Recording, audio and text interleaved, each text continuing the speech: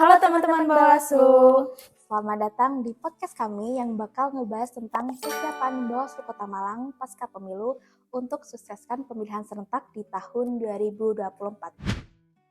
Di sini kita bakal ngobrol seru tentang gimana sih cara Bawaslu Kota Malang untuk menyiapkan pilkada di tahun 2024 ini. Sebelumnya kenalin, nama aku Kartika dan ini teman aku Marsyanda.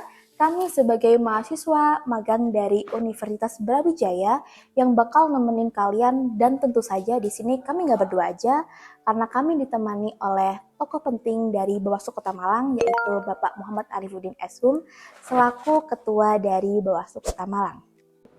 Tapi sebelum memasuki sesi berbincang-bincang dengan Pak Arif, di sini aku bakal ngejelasin sedikit mengenai pemilu. Jadi kalau teman-teman nanya apa sih peran Bawaslu di pemilu ini, nah Bawaslu adalah badan pengawas pemilihan umum yang bertugas untuk menyelenggarakan dan mengawasi jalannya pemilu agar sesuai dengan undang-undang yang berlaku. Untuk penjelasan selanjutnya, mungkin langsung saja berbincang dengan Pak Arif dan Mas Sandra. Halo teman-teman Bawaslu, kini kita lagi sama tokoh penting dari Bawaslu Kota Malang yaitu Bapak Arifuddin. Selamat malam Bapak, gimana nih kabarnya? Selamat malam Mbak, baik, sehat, dan tetap semangat. Kelihatannya sangat sibuk sekali nih Pak, gara-gara kegiatan Bawaslu yang sangat padat menuju Pilkada 2024 ini. Iya, sangat padat sekali. Jadi mungkin cara Bawaslu gimana sih Pak untuk mengelola waktu, dilihat-lihat waktu yang sangat padat menuju Pilkada 2024 ini? Ya, pastinya Bawaslu Kota Malang juga punya cara tersendiri ya di dalam memanajerial waktu untuk mengarah kepada hari H di pemungutan dan penghitungan suara nanti. Yang pasti Bawaslu juga akan menyiapkan apa saja yang nanti akan kita lakukan sebuah pengawasan, pencegahan maupun di penindakan pelanggaran. Nah ini yang sangat kita cukup efisiensikan waktu tersebut untuk mengolah dan mengidentifikasi apa saja yang menjadi titik rawan, potensi pelanggaran, kemudian data wilayah yang memang itu memiliki potensi-potensi tertentu di dalam penanganan pelanggaran maupun pengawasan serta pencegahan yang akan dilakukan oleh Bawaslu Kota Malang. Wah, ternyata banyak sekali ya Pak strategi yang sudah disiapin oleh Bawaslu Kota Malang, dan juga Bawaslu benar-benar mengatur ritme kerjanya ya Pak untuk waktu yang sangat singkat ini. Iya. Setelah membahas soal kesiapan dan juga efisiensinya waktu, kalau boleh tahu Pak, strategi apa yang telah disiapin oleh Bawaslu Kota Malang untuk memastikan Pilkada tahun 2024 ini berjalan sukses dan juga tetap terjaga transparansinya Pak? Ya, bisa kita lihat ya track record dari Bawaslu Kota Malang kemarin juga sudah dikatakan berhasil di dalam menjaga dinamika demokrasi yang ada di Kota Malang. Pastinya Bawaslu juga punya strategi yang cukup banyak. Dari strategi yang nantinya akan kita pakai, yang pertama cukup komprehensif ya dari berbagai aspek. Yang pertama adalah penguatan SDM. Nah pasti di sini dari SDM yang di pemilu itu jumlah PTPS itu hampir separuhnya berkurang.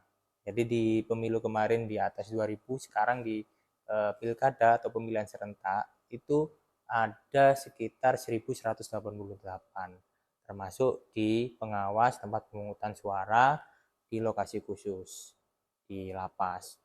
Kemudian kita juga akan memitigasi resiko.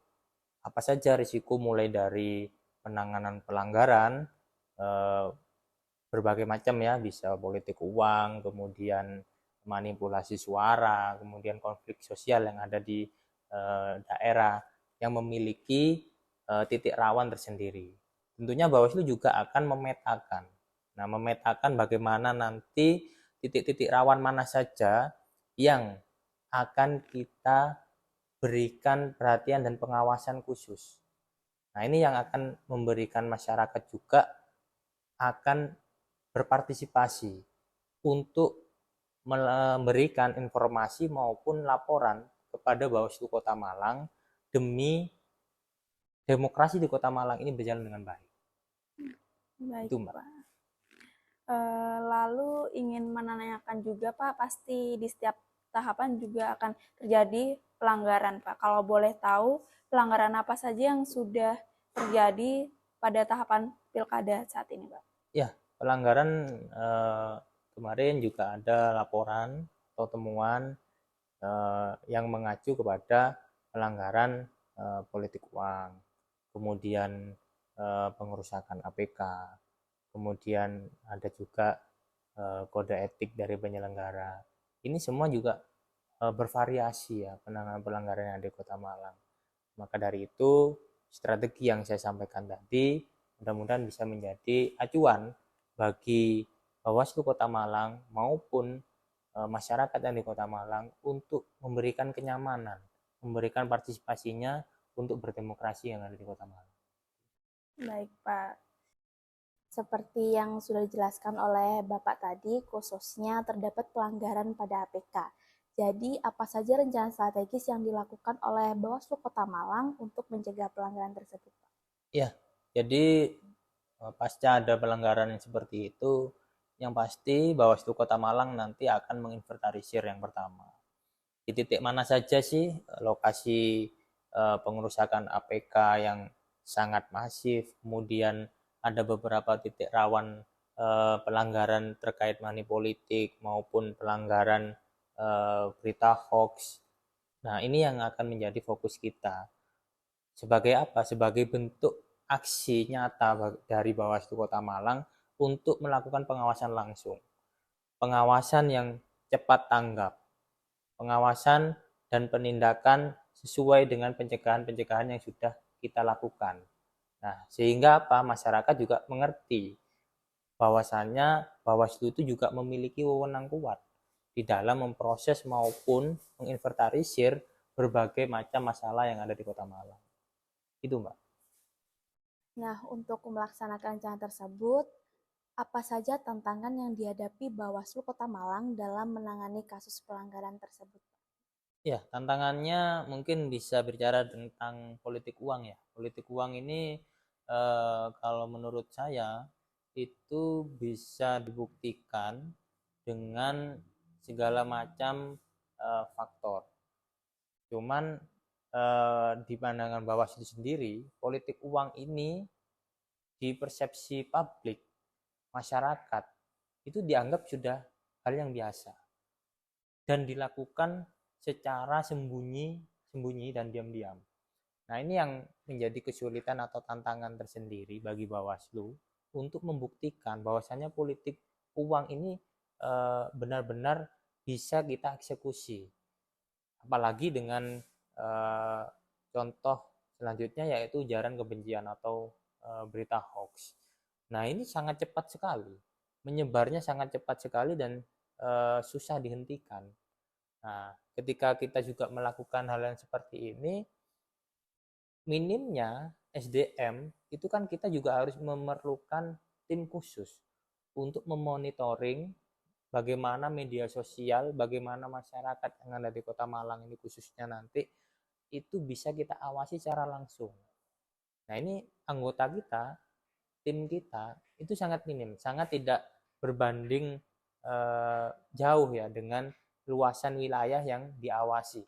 Sekarang bisa kita bahas bahwasannya satu pengawas kelurahan itu dengan satu cakupan satu kelurahan itu berapa ratus orang yang harus diawasi. Kan seperti ini analogi dan contohnya saja yang kita sudah lakukan di lapangan. Kemudian Panwascam, hanya 3 orang yang akan mengawasi sejumlah daftar pemilih tetap yang ada di Kota Malang itu sangat cukup banyak. Apalagi dengan DPT 660.000 ya, sekian itu juga bukan perkara mudah untuk melakukan pengawasan yang ada di Kota Malang meskipun lokasi atau wilayahnya ini bisa dikatakan hanya 5 kecamatan. Tetapi dengan jumlah sumber daya manusia yang cukup banyak ini juga akan menjadi perhitungan bagi kami ketika melakukan pengawasan yang ada di lapangan. Seperti itu. Kemudian, apa saja yang dilakukan oleh Bawaslu Kota Malang setelah menyelesaikan semua tahapan pemilu dan pilkada? Ya, Bawaslu Kota Malang pastinya nanti akan melakukan beberapa evaluasi. Evaluasi baik dari pemilu 2024 kita lanjutkan di pemilihan serentak 2024. Sehingga nanti evaluasi khususnya yang pertama nanti akan kita evaluasi dengan tim yang ada di internal. Baik itu staf maupun dari masing-masing divisi nanti akan menyampaikan berbagai macam evaluasi di dalam setiap tahapan-tahapan yang sudah dilalui, baik itu pemilu 2024 maupun di pemilihan serentak 2024. Kemudian Bawaslu juga nantinya akan melaksanakan dan menindaklanjuti sisa atau penanganan pelanggaran yang nantinya akan berkelanjutan. Nah, ini yang juga akan menjadi perhatian dari Bawaslu juga ketika sudah menyelesaikan tugas-tugas di pemilihan umum 2024 serta pemilihan serentak 2024. Kemudian di Bawaslu sendiri nanti juga pasti akan melaksanakan laporan baik dari masing-masing divisi maupun laporan keuangan. Nah, ini juga pasti juga sudah menjadi tugas inti dari Bawaslu itu sendiri. Kemudian Bawaslu nanti akan melaksanakan sosialisasi terkait hasil pemilu maupun pemilihan serentak 2024 yang kami fokuskan ke masyarakat sehingga kita nanti akan mengkampanyekan kampanye kesadaran masyarakat agar nanti di tahun-tahun yang berikutnya itu pemilu berjalan dengan bersih, dengan jujur, adil, dan memberikan sejarah baru bagi Kota Malang khususnya. Itu, Mbak. Mungkin ada satu closing statement untuk acara podcast ini, Pak. Iya, untuk apa saja yang menjadi tugas, wewenang, dan kewajiban dari Bawaslu, tentunya kita juga memiliki capaian, tujuan, serta maksud di mana pemilu dan pemilihan serentak 2024 yang berbarengan di tahun yang sama ini bisa kita kawal dengan baik, bisa kita berikan tenaga, energi, serta pikiran kita untuk mengawal pesta demokrasi yang ada di Kota Malang ini dengan baik. Pesan saya dari Bawaslu Kota Malang, marilah semua masyarakat Kota Malang mulai sadar akan pentingnya menjaga dan mengawal demokrasi, baik demokrasi itu berjalan dengan baik, kemudian jujur, adil, dan bersih. Ini akan menjadi capaian tersendiri bagi Kota Malang yang memang menjadi kota tujuan banyak orang. Tujuan pemuda-pemudi, tujuan orang untuk menimba ilmu, tujuan untuk orang berwisata, sehingga melihat bahwasanya Kota Malang ini menjadi barometernya kota di Jawa Timur yang berhasil melaksanakan pesta demokrasi berjalan dengan baik. Itu. Wah, keren sekali harapan dari Pak Arifudin untuk pemilihan serentak tahun 2024. Harapan dari Pak Arifudin tadi sekaligus menjadi closing statement bagi kita untuk acara podcast kita kali ini. Yang disampaikan juga sangat tepat dan keren sekali. Kami juga ingin menyampaikan kesimpulan sedikit dari podcast kita kali ini. Pasca pemilu tahun 2024, Bawaslu tengah menghadapi tantangan besar dalam waktu singkat untuk mempersiapkan Pilkada serentak 2024. Mereka fokus pada efisiensi waktu, pengawasan transparan, dan juga pengelolaan tahapan secara efektif. Namun pelanggaran umum juga sering terjadi seperti hoax, politik uang, dan juga pelanggaran kampanye. Setelah tahapan selesai, Bawaslu akan melakukan evaluasi menyeluruh untuk meningkatkan sistem pengawasan dan juga memperkuat kualitas demokrasi. Dan semoga apa yang disampaikan oleh Pak Arifudin tadi dapat memotivasi kita dan juga untuk terus mendukung proses demokrasi yang lebih baik. Sampai jumpa semuanya.